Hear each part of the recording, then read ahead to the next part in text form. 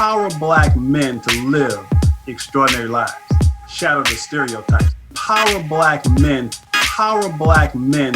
Shatter the stereotypes. Power Black men to live extraordinary lives. Shatter the stereotypes.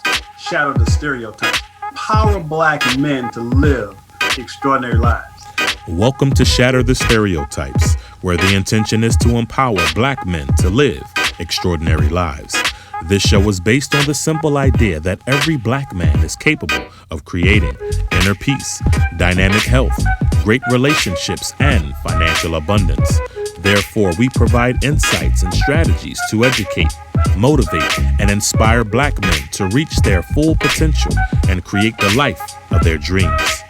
So if you're ready for some high-octane motivation and inspiration that supports and empowers you to live the life you were born to live, get ready to shatter the stereotypes so you can build a life that lights you up and positively impacts the world. So now, let's shatter the stereotypes with your host, Coach Michael Taylor.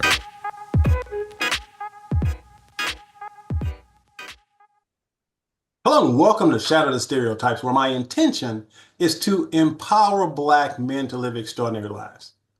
You see, there's never been a shortage of Black male role models. There's only been a lack of exposure of those role models in mainstream media. So my intention is to showcase and highlight Black men who are doing remarkable things in the world. As a man who happens to be Black, I am extremely optimistic about the future for Black men. I do not accept the negative stereotype that Black men are somehow endangered. I believe the future is filled with infinite possibilities for Black men, and I'm committed to empowering them to embrace these possibilities. You see, contrary to what you may be seeing in the media, I believe that we are entering into the most exciting, eventful, and opportunistic times in the history of our world. I believe the windows of opportunity are wide open for us to capitalize on the wealth of knowledge and information that is now available to everyone. On this episode, I'm going to be talking about one of the fastest growing and profitable industries in the world. It is the industry of professional speaking and coaching. Speaking and coaching is a multi-billion-dollar industry that practically anyone can join. It has a very low financial barrier to entry, and there are an infinite amount of resources to help you get started. Joining me today is Arel Moodie. He is an entrepreneur, a best-selling author, a TEDx speaker. He's a TV show host. He's spoken at the White House twice, I believe. He is the founder of an amazing platform called TalkaDot, and he's the facilitator of a transformational program called Adult Development Theory. I recently started using his TalkaDot program, and I was so impressed with it that I reached out to him and invited him to talk about it on the podcast. So he is definitely an inspiring man who is shattering stereotypes, and it is my absolute honor to welcome him to the podcast. Hello, Arel. How are you? Oh my gosh. Well, thanks so much for having me, man. I love all the positive things that you are doing. And if I can be a cup of water added to the ocean of the work you're doing, I'm happy to do so. Fantastic. So before we jump into your work, let's start off with a few icebreakers. So first of all, tell us where you're from. Originally from Brooklyn, New York, but now I live in upstate New York in the Syracuse area. Now, tell us a little bit about your immediate family, whatever you feel comfortable sharing. Yeah, I have a beautiful wife. I've been with her since I was 18 years old. We've been together for over 20 years, so I'll let people figure out the math on that one. And we got two beautiful sons. They're just amazing, amazing dudes. Nice. So name a woman who's inspired you to be who you are. Oh, I mean, I unfortunately have to go with the most stereotypical answer here, which is my wife. By far, the single most important person in my life is my wife, and she's been with me since I was a teenager. She's seen me grow out of just an absolute train wreck of a human being to the man that hopefully I'm continuing to develop into every day. So, wife, no question. Nice. And I love the fact that you called it stereotypical, but see, that's the intention of this show, to shatter the stereotypes about Black men and relationships. So I'm Yeah. really glad to hear that your wife is such an important part of your life. Mm. So name a man that you look up to and admire. Oh, it's my dad. Yeah, no question. He is the perfect blend of like strong, masculine, like crazy, just everything that a man should be, from like that let's continue to use the term stereotypical alpha male, but also extremely loving, very funny, very emotionally available. So just incredible human being. Nice. Now, let's imagine that you're trapped on an island for 30 days and you can only take one book with you. Which book would you take? Oof, golly. 30 days? That's not bad because it'll take me longer than 30 days to finish it. So, I'm reading actually a book right now called, well, rereading a book called Breakthrough Advertising by Eugene Schwartz, which is easily the best book on sales copywriting that I've ever read. So I'm always writing emails, writing social media posts, writing promotion. You could read it, reread it, and always find something new in that book. Nice. Now, you're a movie lover? I watch a couple movies. I'll watch a movie here and there. Name one of your favorite ones. Rocky, original Rocky. Ah, Yeah, yeah, interesting you should say that because when I yeah. was 17, when that movie first came out, Mm, when I watched that movie and I saw Apollo Creed, mm. I started working out because I wanted to have my body look like Apollo Creed. I've been working Hey, out ever since. if anyone's not seen Rocky or haven't seen it in a long time, what I love about it is it still holds up. Like Absolutely. it just, some old movies are just too cheesy to watch. It is always a good movie. They have such great characters, and some of my favorite like motivation, from the music, from the quotes. Honestly, the whole franchise is phenomenal. It's just such great, it's motivating you to work out. You're in pretty good shape still, so you gotta appreciate that. Not bad for 64, right? Mm, Now, I wrote a book titled The Cure for Onlyness, a Black Man's Guide to Joy, Passion, and Purpose. mm, And the intention of the book was to talk about some of the challenges that we as Black men experience when we're in environments where we're the only person of color. mm, I'm sure you've been in that situation before. So, mhm. how do you navigate those types of situations? My personal approach to those situations is realizing that I am either going to make it easier or harder for the next person that comes after me. Mm, I've been aware of that for probably over 2 decades now. I've been in certain situations over 2 decades, the only in the room.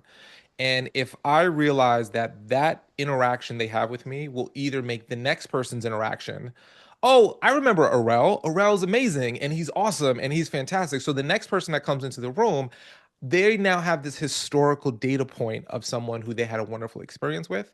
Or if I become, if I only think about me and I think short term, I may be making it harder for the person who comes after me. So I imagine that people who came before me, they either did a good job of making my life easier or hard, and I have that responsibility to make it easier for people after me. And when I position it that way, you always make the long-term decision, you always make the best decision. And for me, I feel like it's the right choice.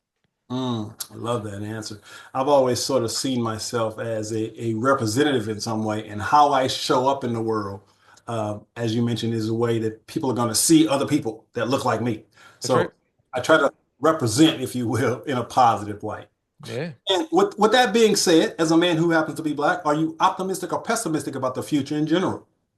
Wildly optimistic. I think the only reason why someone will be pessimistic about the future is because your algorithm is causing you to click on things that the algorithm continues to show you that the world is going to hell in a handbasket. I purposely choose to click on things that I think are either funny or inspiring. So I see all of the opportunity that's happening. In my personal belief, whenever I do start feeling pessimistic or negative is I ask myself during the Viking era, if every rape, murder, and pillage was, showcased every single moment, you would think the world was coming to an end during the Viking period because it was a pretty, barbaric time. And we made it through that and we got better. And no matter what we're going through right now, I do believe it'll get better and we'll get through it as well. Nice. Now, I want to give you an opportunity now to introduce yourself to the audience. Here's your opportunity to do your billboard. So tell people who you are, what you do. So I have a couple of hats that I wear. So I've been a professional speaker for the last 18 years, and I've spoken in the education space, the government space, the nonprofit space, the workforce development space. So lots of different spaces. Right now, I spend most of my time in businesses, associations, and corporations doing speaking on something called adult development theory, which helps organizations build their people power by helping leaders understand what drives decision through this incredible 60-year body of research so that they can connect with their team more and hopefully influence them to make good choices. So that's where I spend a lot of my time on as a speaker. But what I also do is have a software as a service tool, a SaaS tool called TalkaDot, which is for the speaking industry, for the events industry, that allows speakers to turn every presentation they give into more presentations. And the way that we do that is we have a QR code that leads to a survey. So the audience scans a QR code, leads to a very quick survey. The audience gives feedback on the speaker's presentation, but as they give that feedback, we automatically turn their feedback into a data report. So it's got quantitative, qualitative data instantly analyzed. We have like AI summaries of how effective your talk was.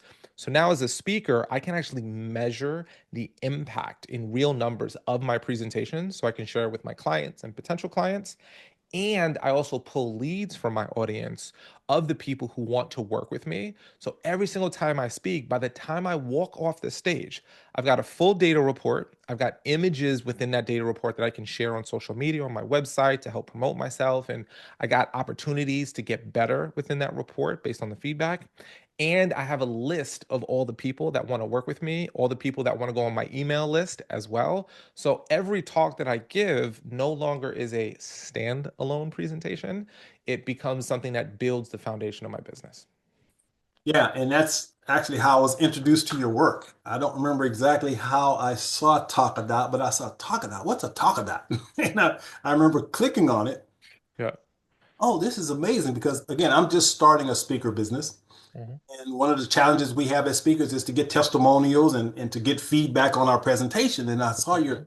your software and I'm like, wow, that pretty much answers the question then. And so I've only used it a couple of times because again, I'm kind of doing this on a part-time basis, but I was really impressed with how powerful it is because once I give my and for the viewers, when I give my presentation and what he was saying about the QR code at the end of my presentation, I'm able to put that QR code on the screen and all the people in the audience just takes their phone, points it at the QR code, boom, and they instantly can send me feedback.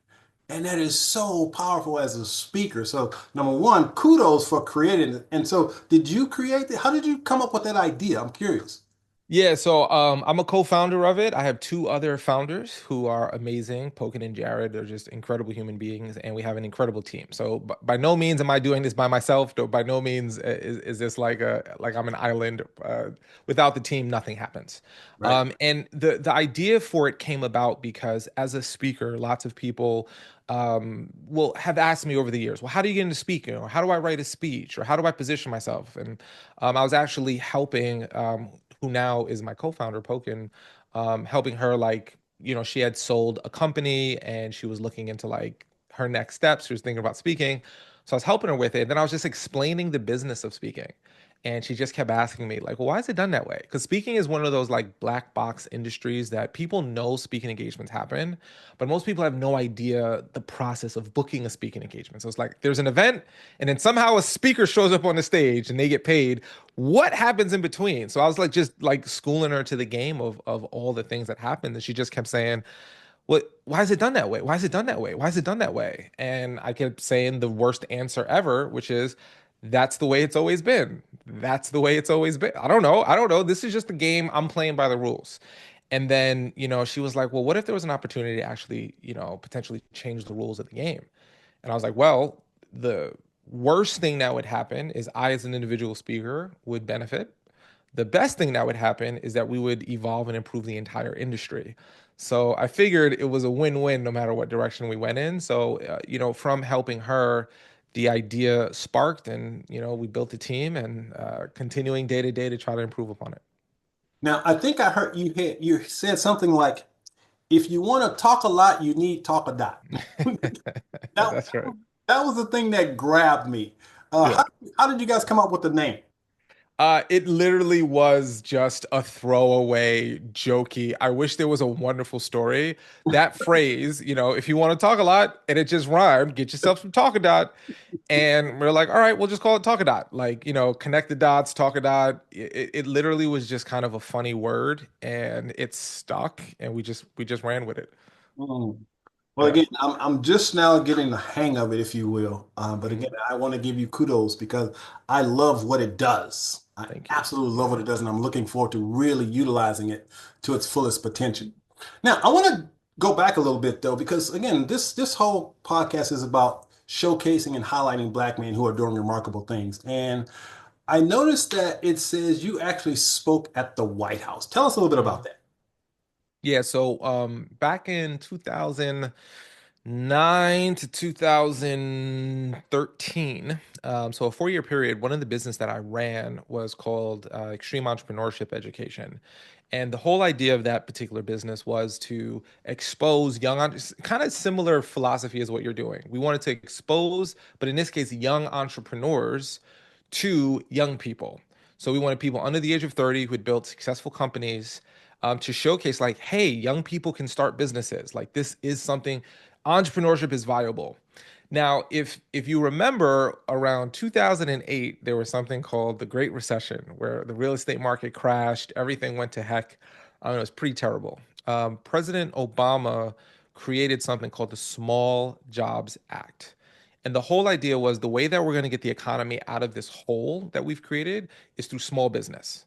So at the time, we were pretty much the main game on entrepreneurship education. There was really no one else doing it, and no one doing it at the level we were. We had a big tour bus.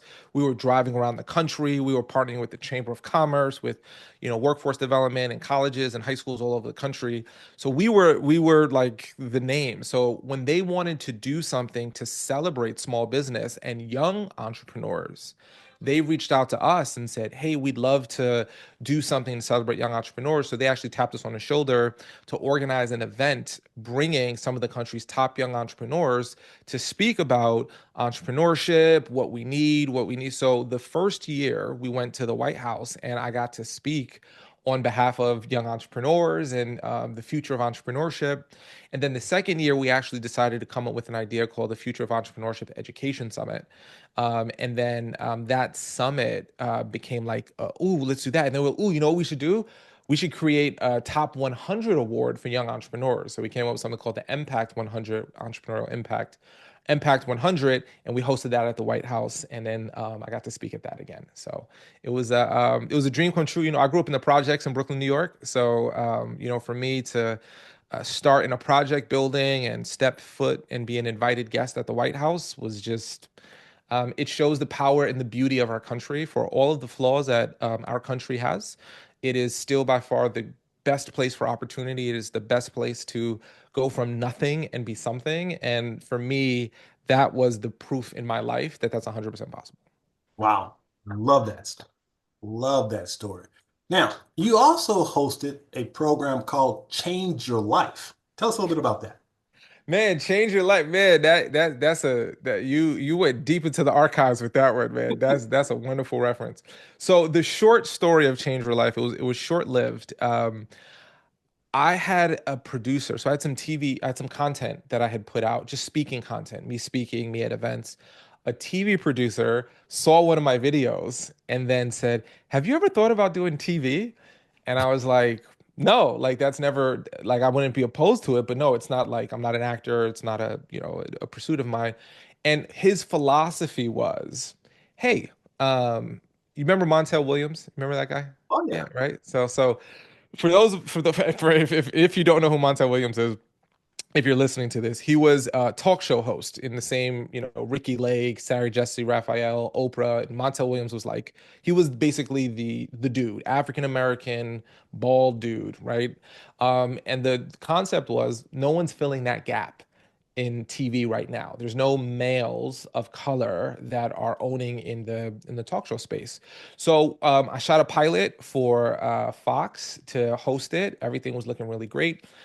Fox got bought by Disney at the time. So because the acquisition happened, if you know anything about mergers and acquisitions, any deals on the table don't necessarily become on the table anymore. But because of that, I got on the radar of Disney Plus, and then I was able to host a show on Disney Plus called Change Your Life. So, excuse me, called Family Reboot. Excuse me. So, Change Your Life was the talk show pilot that I shot, which led eventually to the show called Family Reboot, which was on Disney Plus. Yeah, I love that. Yeah. Now, By the way, I just want to add this because this is an important detail I want everyone to know. that The video I had posted that the TV producer saw had like 2,000 views. So it's not like it was, and this is a really important detail that I like to share with people. Just put content out there if you care about it and it's important to you, because sometimes you might think, well, no one's seeing this. Like in the grand scheme of things, 2,000 views in the YouTube world is nothing, right? Like it's a blip on the radar. It doesn't exist. But there was enough in that video that a TV producer said, I think this guy's got something. I think I should reach out to him. So I always encourage people, especially someone who's listening, who may feel like, I'm creating something, but it's not like catching, or I'm thinking about creating something, but who's gonna watch it? You just need one person to watch it that can open up doors for you. But if you don't create anything, no one's going to knock on your door and find you. So I always like to point that out because I think people misbelieve that I had like this huge social media presence. I don't even to this day have a large social media presence, but a lot of opportunities are possible just by trying. And I think a lot of people, if we want to break stereotypes, we've got to try more and fail more because we're too much on hyping up success without understanding the road to success is paved in a whole bunch of failure. Yeah, and with that being said, you've obviously achieved a very high level of success, but you mentioned, being, born in the Bronx and all that kind of stuff. So tell us about some of the adversities and challenges that you had to start overcome when you were starting your speaker business. What were some of the challenges?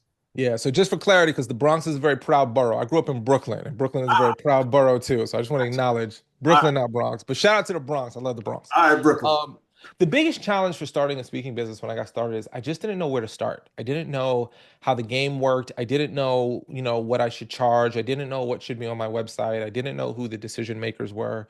I was super young. I was 22 when I started speaking. So I dealt with a lot of imposter syndrome, a lot of like, well, who's going to listen to me and why should they listen to me? And I know I want to do this thing, but am I good enough to do it? I thought I was, but I didn't know if people would think I was credible or old enough or mature enough. And I didn't know the game. And I thought every mistake I would make would be like this devastating mistake that would, if I made one mistake, the industry would blackball me forever. And the reality is, you could fail a billion times and embarrass yourself a billion times, and nobody cares tomorrow. Like, don't like what I would if I went back in time, the advice I would give to myself was don't take yourself as seriously as you're taking it. You could literally fail and I did. I failed so much. I made a lot of stupid mistakes, and nobody cares. Like, you strike out 99 times, you hit one home run, you clip the home run, and what a friend of mine told me recently, which I loved. He's like, his son. He was talking about his son has a highlight basketball reel because he's trying to like promote himself. He said, what's the funny thing about his highlight reel? He didn't miss one shot in his highlight reel. He hit every single shot in the highlight reel. He's like, does he hit every shot in the game? No. But the highlight reel, he didn't miss one. So in reality, like we look at a lot of people's highlight reels and forget like we don't miss in our highlight reels. But the reality is in life, we miss all the time. It's just, you just need to clip the ones together that work. So you just need a couple of wins, a couple of clients to say yes, a couple of people to bet on you. It can change your whole business, but you're not going to get there without getting a whole bunch of embarrassment and no's first. Absolutely. Now, something just popped in my head. I remember listening to Kamala Harris when she was running for president. Mhm. She was promoting this idea of what she called the possibility economy. Did you ever mention? No, tell me more. Yeah, she was talking about what her goal was to create this possibility economy so that the people would start businesses, basically is what she was saying. Sure. And for me, I've always believed, especially over the last 10, 15 years, that we're already in that possibility economy. Because if you want something badly enough right now, The best lesson my mom ever taught me when I was probably 10, she said, Michael, if you want something badly enough, there's no one or no thing that can stop you from attaining it except yourself. Yeah, that's And right. that has stuck with me since I was a kid. But my point here is that right now, entrepreneurship, in my belief system, is exploding. I actually work with a group of people over 50. And so I have a niche where people over 50, I wrote a book called I'm Not Okay with Gray, How to Create an Extraordinary Life After 50. And Yeah. I'm encouraging people over 50 to start businesses. So my question to you is, what are your thoughts about this thing called possibility economy because of things like technology and stuff like that? I couldn't agree with you more. I think, I've been in the game almost 20 years now as an entrepreneur, and I've always felt like the phrase, it's never been a better time to start a business than right now. I've probably said that every single year, and it's changed for a million reasons. Like back in the day, it was because of the internet, right? Like that was my first startup was the off-campus housing service, and we just took, something and put it online. That's all. The internet changed everything.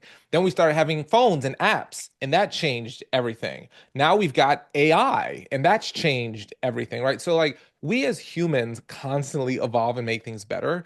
Um, in America, if you're born in America, you can't appreciate this.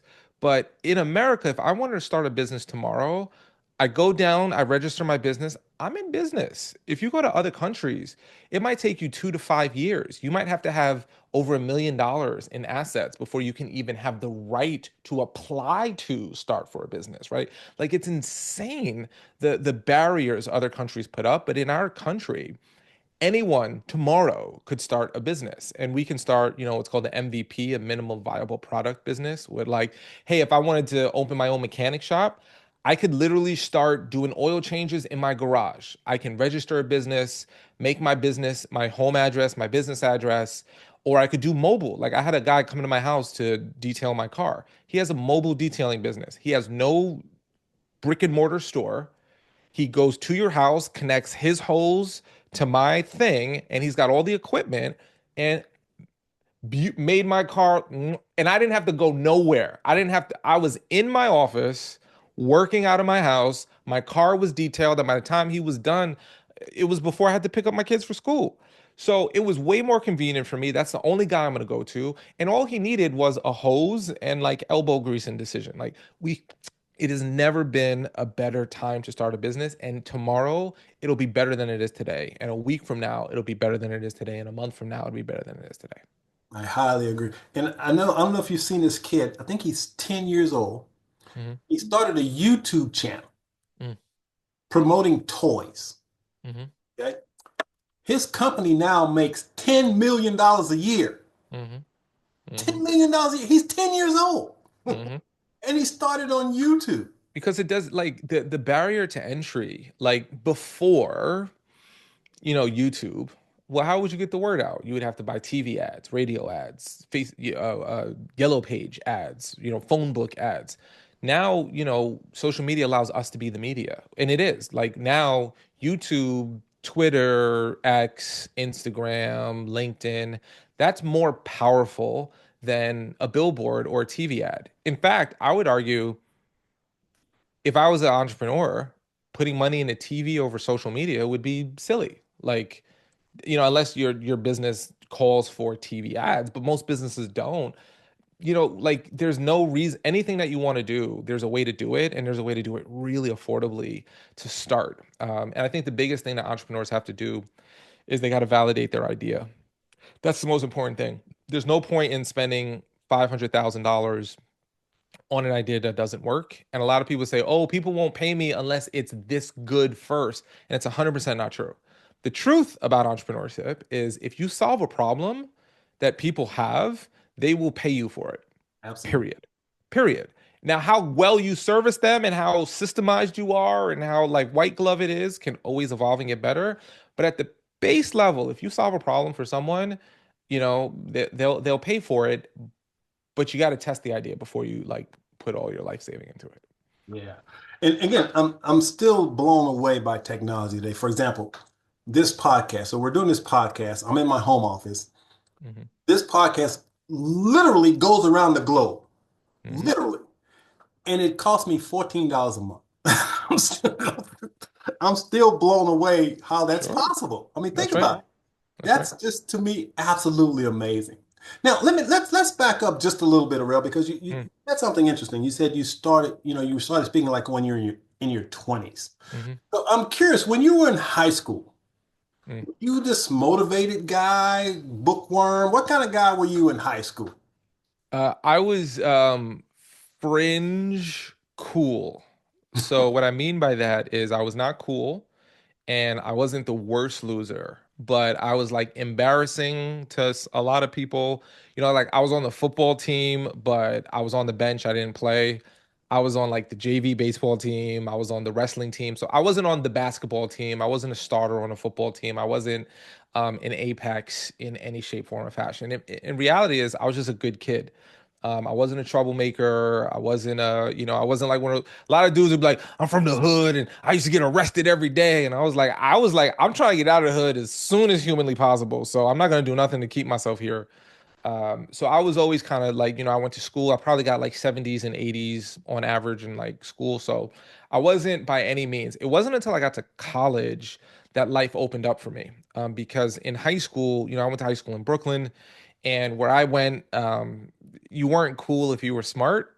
You were cool if you could fight. You were cool if you played basketball. You were cool if you rapped. And I couldn't play basketball well, fight well, or rap well. I couldn't do any of the cool, I couldn't get girls. So those were the like four things that if you did those things, you were cool. So I couldn't do any of those things really well. But when I got to college, it's where my whole life opened up. It's where being smart was cool. Being involved, being a leader wasn't something to be embarrassed about. You would be like, yeah, like I'm the president of this organization. I'm going to this event. And that's when I really found my sense of self. So it really wasn't until college that I really started becoming even like a tenth of who I think I am today. Between like 0 and 17, I was just trying to survive and like not make a scene and not have people have attention towards me just so I can move by. But I desperately wanted to be cool. I just wasn't, but I tried really hard. That was me in high school. Wow. Yeah, and that's an interesting idea because as black men especially, because I know, God, I'm thinking back, that's 40 years since I've been in high school. But when I was in high school, I literally dumbed down to be around my friends. Hmm. Hmm. They didn't know it, but when I was not with them, I was reading books on entrepreneurship. I Yeah. was, figuring out how to start a business. But being smart wasn't cool back then, right? Hmm. So Hmm. I basically hid my intellect, if you will, from my friends. But I started working when I was 14. I started my first company when I was 14 years old. Hmm. I had three companies. I had a janitorial service, which I didn't even know that's what it was called back then. But I started a job where I went to this motorcycle shop and I convinced this guy to hire me to clean his motorcycle shop because his mechanic was pissed off because the manager was trying to make him clean the place. And I happened to Hmm. overhear the conversation. And I walked in and say, look, I can do that. He doesn't have to do that. And the guy hired me on the spot to just Yeah. clean up his motorcycle shop. Yeah. I also had a DJ business. Yeah.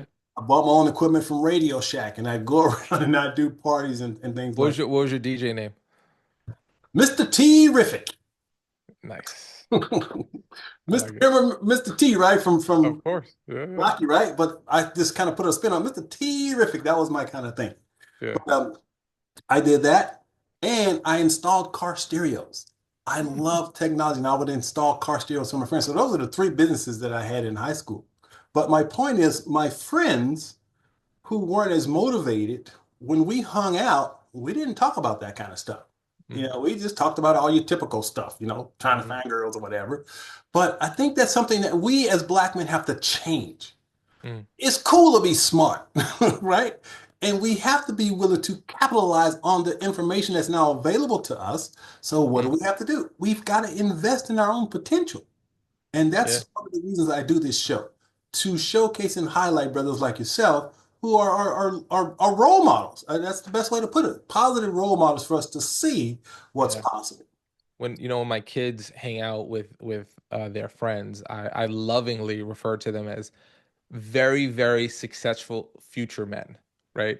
Because, they're all about grades. They're all about following the rules. They're all about like, so everything that they're doing doesn't fit, quote unquote, the traditional cool kid framework. But I'm like, yo, dude, all your friends are going to be so, I can see it. Like these kids are doing everything right now.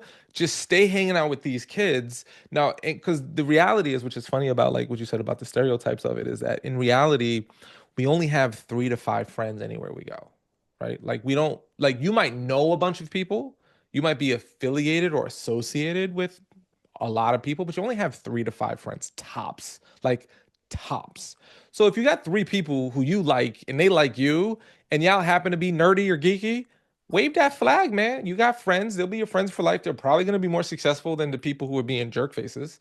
It's the right way to go. All of the people who I knew who were quote unquote cool when I was growing up doing kind of the traditional stereotypical cool thing, most of them ain't doing well right now.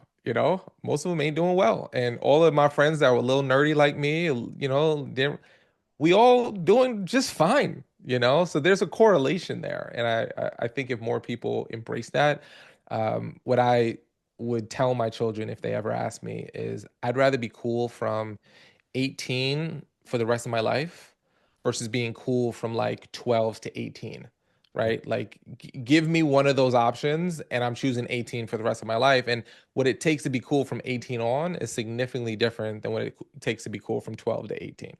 Well, and I also have to emphasize that another reason why your kids are going to be so cool is because of their dad. I sometimes think that, and sometimes I look at my kids and they're like, "Dad, don't do nothing around my friends. You're gonna embarrass me." And I'm like, "Yeah." I dreamt of embarrassing kids, so now I got them. I'm not gonna not embarrass them. Gotcha. All right, so let's shift back to speaking a little bit. So if somebody's watching this right now and they're thinking, you know what? I think I could be a speaker. Hmm. Where do I start? Yeah, yeah. So this was like the big unlock for me. When I was saying like I didn't know what to do, I didn't know what to do. Ultimately, what I found is this framework. There are whoever your client is, whoever like you want to speak to, that person most likely is part of an association. They're a member of an organization they pay dues to.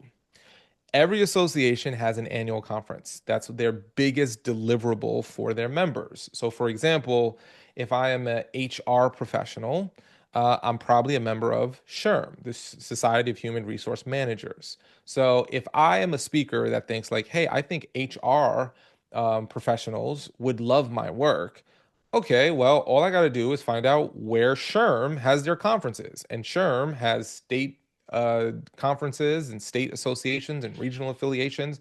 They've got more conferences than any one speaker will ever have the ability to ever speak to, right? Just using SHRM as an example.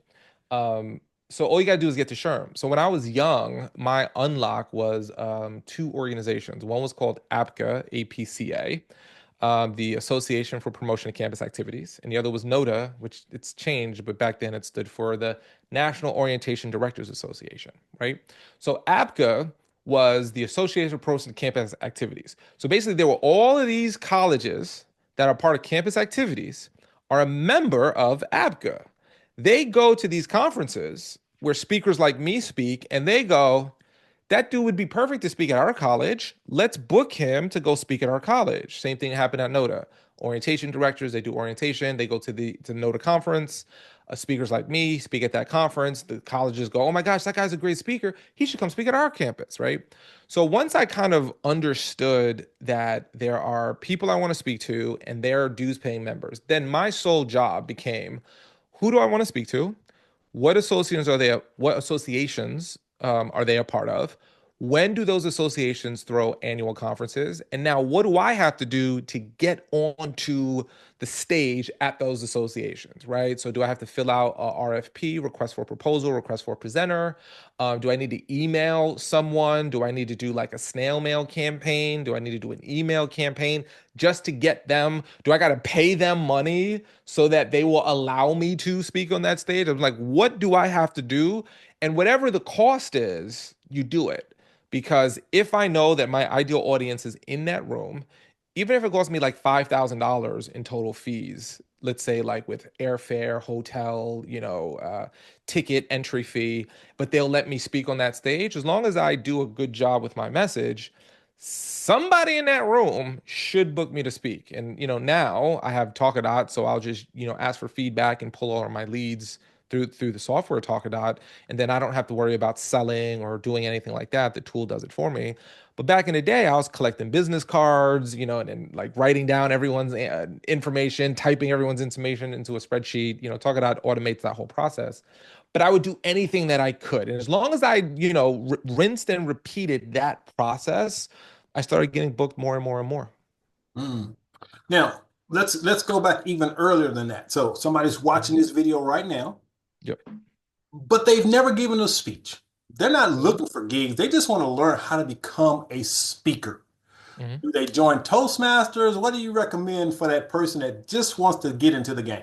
Yeah, so there's two problems you have to solve getting into the game of speaking as a speaker. The problem number one is your craft. How good are you at speaking? And then the second is the business of speaking, right?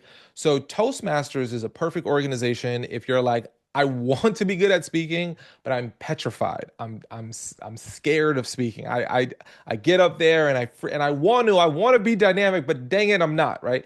Toastmasters is where you go.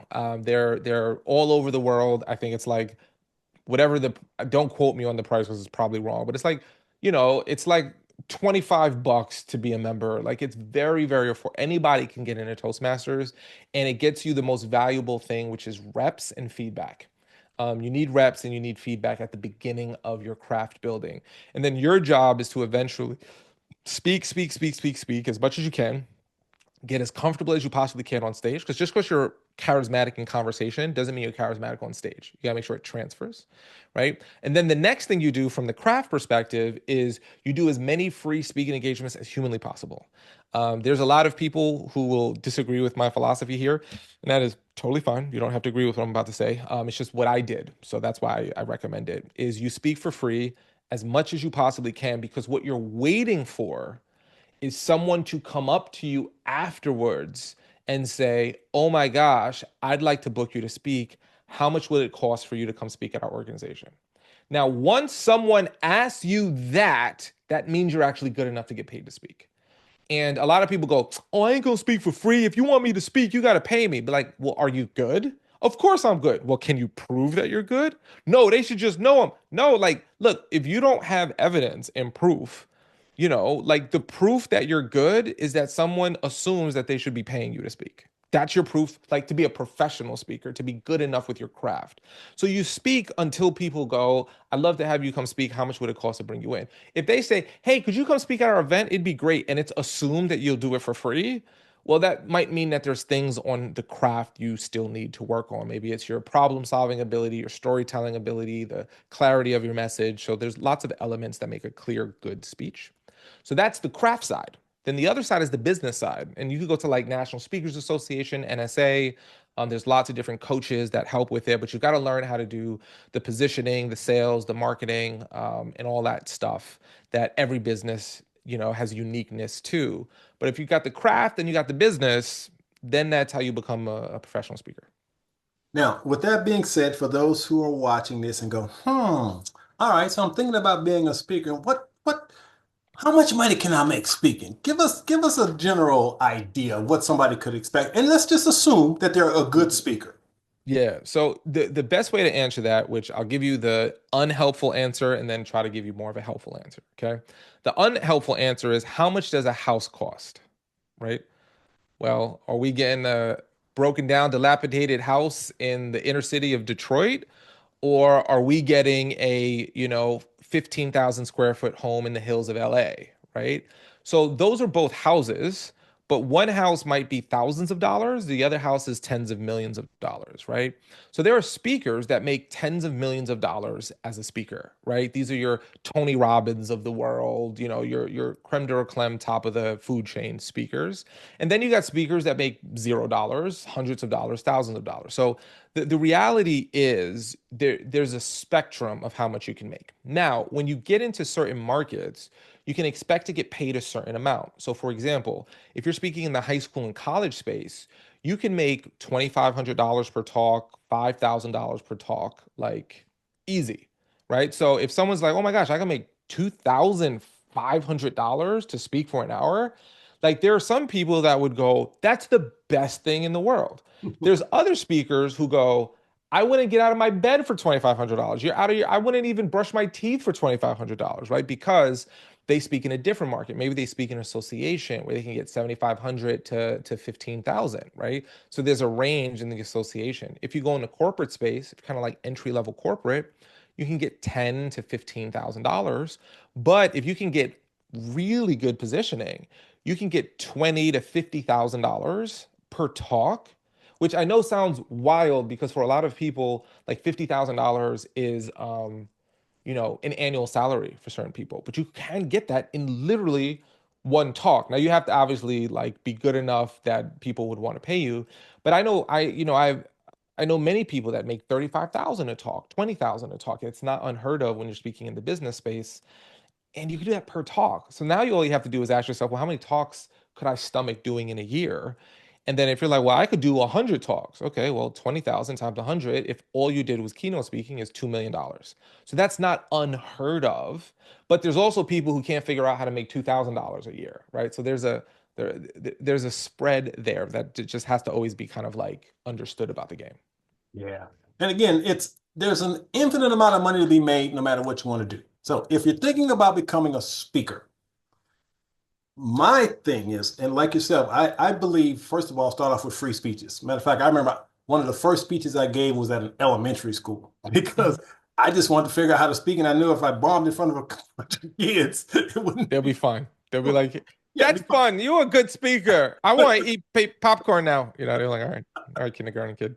so yeah, I totally agree with you. But my point here for the listeners is I'm an optimist. And I talked about this possibility economy. And what I know is that if you have knowledge and you're able to share that knowledge and solve somebody's problem, it's unlimited the amount of money you can make. I'm Mhm. absolutely convinced of that. So you just have to decide what you want to do, how much money you want to make, and get after it. So Arel, as we start winding down, though, I wanted to talk to you about you.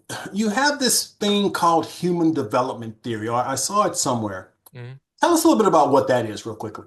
Yeah, yeah. So it's called adult development theory. It's about the science of developing as humans. So basically, there's this incredible research that has proven that all adults, 18, 21 years old, when we become adults, we pass through these predictable and sequential stages. Now, each one of these stages has different characteristic traits, way we make sense of the world, different motivators, different fears. It's the same way I could say, hey, Michael, what you care about and what's important to you now is probably significantly different than what 25-year-old Michael cared about and what was valuable to him then. So, what adult development theory is actually explains the different stages we go through. It explains the different way that we make sense of the world at different places in our life. And it allows us to take what was once maybe it felt like random or chaotic aspects of human behavior and make them extremely easy to understand. And once you understand these things individually as a person, I'm able to, motivate myself more. I'm able to understand what drives my decisions. Why did I get angry like when I shouldn't have gotten angry? Why am I excited about this? And why am I? And I can now drive my own individual behaviors much more effectively. But also as a leader, I can understand how to motivate my team better. I can know how to talk to my team. Like if I talk to this person this way, it's going to freak them out and they're going to get upset. If I talk to this person that way, it won't. But instead of it being a random individual, like it's that person, I can say, oh, that person's in this stage. Now I understand all the things to say and do for someone in that stage, and I can help them. So it's an incredible resource. Not almost no one knows about it. It is just there's so many incredible researchers that are really codifying human behavior, and I just do a very, very small part in trying to share that with organizations and leaders. And you primarily do this within organizations, or do you also do like workshops for individuals to learn this? Yeah, so almost all my work with that is with associations, companies, organizations. So typically, I'll come into a group, they'll have a annual staff training or an association event of some sort, and I'll share this with them in a keynote form and then do workshop. But I don't do individual coaching with it. Basically, it's speaking and talking about. That's all I do. Gotcha. Now, are you familiar with Ken Wilber's work? Yeah, Ken Wilber is adult development theorist. That's right. Yeah, and his Yeah. work is kind of in that same vein, I hmm guess. Yeah, Uh, yeah. So there's incredible adult development theorists. Ken Wilber is one of the more popular ones. There's and what happens is there's something called AQUAL, which is all quadrants, all levels. mhm. And when you look at like whether you're looking at something like spiral dynamics or Ken Wilber or Dr. Suzanne Cook-Greuter or Bina Sharma or any of these incredible researchers, they map out how folks develop, but they all follow the same trajectory. But what they do as theorists is they answer different questions. So someone might answer the question, how do I spiritually grow? Someone might answer the question, how do I emotionally grow? Someone might answer the question, how do I make sense of the world? So they're all answering different questions, but what they found is that everyone follows this very similar growth pattern. That's right. Yeah, and again, for the viewers, Ken Wilber has a program called Integral Theory. hmm It's been called the theory of everything. Is hmm kind of the way they summarize it. And what I learned from Ken was something that I used. I gave a presentation on race relations, hmm and I used Ken Wilber's work to explain why I believe human beings are still evolving. And he says all human beings have basically four primary worldviews: an hmm egocentric worldview, an ethnocentric worldview, a human-centric worldview, and a cosmocentric worldview. hmm And when I gave that presentation, I kind of broke it down. Everybody was like, "Oh, that makes sense." hmm That's kind of how hmm that's the lens through which I see the world. And so That's right. it's a really unique way to process what it means to be human That's right. and to really focus on my perception, which is the lens through which I'm seeing the world. And That's right. so again, I And have that lens, once you see it, and what I think why this research is so fascinating, you see it everywhere. You can't unsee it. You start going, oh, that person only cares about themselves. Oh, that person cares about the group. Oh, that person cares about what they do, their skill. Oh, that person cares about goals and achieving things. And you start seeing how that lens affects why. And again, the lens is actually fascinating. It's a great word because I could see like, oh, why does this person look at this political candidate as if they're the best person in the world? But this person looks at them as if they're the worst person. So you can say, how could you see them that way? Well, what lens are you seeing the person through? That actually is way more important than the actual person themselves. It's the lens in which we see it through. And once you see that, you can't unsee it and it becomes really, really valuable and useful. So I'm so glad you know about it because most people don't. And it's really, really important work. I really think it's just like game changing. absolutely. And I wrote a book called Shattering Blackmail Stereotypes. Mm, In the book, I identify what I call the 10 most destructive media generated illusions about Black men. mm, And it's really about having them look at that lens that some of them are looking at the world through. For example, this whole idea of Black men being an endangered species. mm, It's amazing how, I think Chris Rock used to do a whole set on that and mm, how it shapes our belief systems about who we are as men. And it's imperative that we as Black men recognize and wipe that lens clean and know that we're not endangered. But it's amazing how we create these lenses through which we see the world. yeah. And so that's one of the reasons why I do this show, is because I Well, want to kind of wipe the lens clean and say, look, see what this brother's doing over here? well, and the reason why that lens is even more difficult today is because everyone has an individualized, personalized view of the world through our phones. If Yeah. I opened up your phone it will look significantly different than mine. Now, our apps might look the same, but the moment you click on Instagram or you click on Facebook or you click on YouTube, that experience that gets served up to you is for Michael Taylor. Mine is for Arel Moodie. And I had this aha moment when I was with my wife and we were with her cousin, a female cousin. She opened up her Instagram and started scrolling, and it was like pink and makeup-y and fashion-y. And I was like, whoa, it literally looked and felt like a completely different app than my Instagram, because my feed had basketball highlights and rap content and inspirational videos. The colors were different. The people showing up were completely different. So not only do we have lenses in which we see the world differently, the way that we interact with the world is through the lens of our phones and our computers that have algorithms that are teeing up a personalized individual experience for us. So when I go online and I go to YouTube or Instagram, I believe, oh, this is what the whole world is seeing, isn't it? No, no, no. That's what you're seeing and what you like. And then it perpetuates that lens even more. So it becomes, I think, more important, as important to clean the lens, but also important to realize that there is a lens in the first place. Like to notice I am seeing everything through a lens. And that even that step back is kind of mind blowing if you think about it. Yeah, and that's what I call the work of transformation. Hmm. Hmm. In that lens so that we can see differently. That's right. So as we wind down, I want to now give you an opportunity. How can people find out more about you, your work, whatever you're doing? Luckily, I have a very weird name. It's Arel Moodie. I'm the only Arel Moodie in the entire world. So if you put my name into any social media platform, I'll show up. I'm way more on LinkedIn nowadays than any other platform. I personally believe LinkedIn is the most happy, wonderful social media platform on the planet. Everything else has like vitriol, hate, and that stuff, and LinkedIn is all like positive, good stuff. So I'm mostly on LinkedIn. So you could just type in Arel Moodie. And if you're someone who's interested in speaking or is a speaker, TalkaDot.com, you can go on that account, sign up for a free account. When we ask you, how did you hear about us? If you put Michael Taylor, we'll give you access to a free version of our tool. And if you want to upgrade, of course, we would welcome your upgrade. But if not, you can, maintain access of the free version of the tool for life. And go ahead and spell out your name in case somebody don't get it. Yeah, I'm Arel Moodie. So first name is Arel, kind of like the Little Mermaid without the I. So not Ariel, but Arel. And last name is Moody, M as in Mary, D as in David, IE. So not Moody with a Y, Moody with the IE. So my name is just spelled so funky that if you misspell it, literally Google will recorrect you to me because they know there's no one with this silly name except me. So they'll help you with your autocorrect if you spell it wrong. Great. Now, I want to give you now a final opportunity just to share your closing thoughts, whatever's on your heart to share. The work is in doing, the work isn't in listening. I love listening to podcasts. I love listening to these YouTube videos.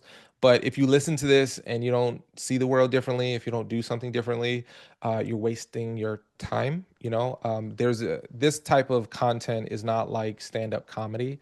I could watch stand-up comedy and laugh and be entertained. The point of this is to really reflect and think, what lens am I looking through the world through? What stereotypes do I believe that are holding me back? Is there a truth that I think is a truth that I need to revisit? Maybe I should start becoming a speaker. Maybe I should go to Toastmasters. Maybe I should go to NSA, National Speakers Association. Maybe I should go, ask a friend of mine who has an organization if I can speak for free to test my chops. Maybe I should think about starting that business, right? Like we covered such a gamut of things, but the doing is where the transformation happens, not in the consuming. And I believe that we have creators, we have critiquers, and we have consumers. Um, Creators need critiquers and consumers. So you can either decide, do you want to be a creator, do you want to be a critiquer, or do you want to just be a consumer? And I think the magic is when you create. Well, my man, I just want to say thank you for spending an hour with us. I appreciate what you're doing. And again, you're one of the reasons I do this show, to Thank you, let brother. brothers see what's possible for us. So thank you for being that role model to empower brothers across the globe. So My this has been pleasure. another episode of Shatter the Stereotypes. And again, do something. Do something. And as always, be optimistic. Be optimistic because the future is brighter than you think. We'll see you next episode.